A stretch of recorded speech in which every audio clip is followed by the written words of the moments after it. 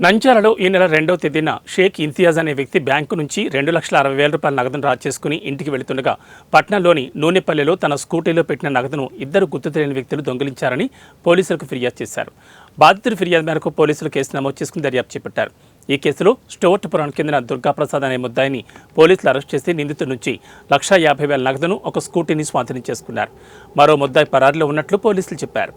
గుర్తిలేని దొంగలు దొంగతనం చేసినారని కంప్లైంట్ చేసినారు. ఆ కేసులో మొదటి ముద్దాయి అయిన దుర్గాప్రసాద్ స్టోవర్పురం ఏరియాకి చెందిన వ్యక్తి నిన్న అరెస్ట్ కావడం జరిగింది. ఇంకో ముద్దాయి పరారీలో ఉన్నాడు. అతని నుంచి 1,50,000 సీజ్ చేయడం కూడా జరిగింది.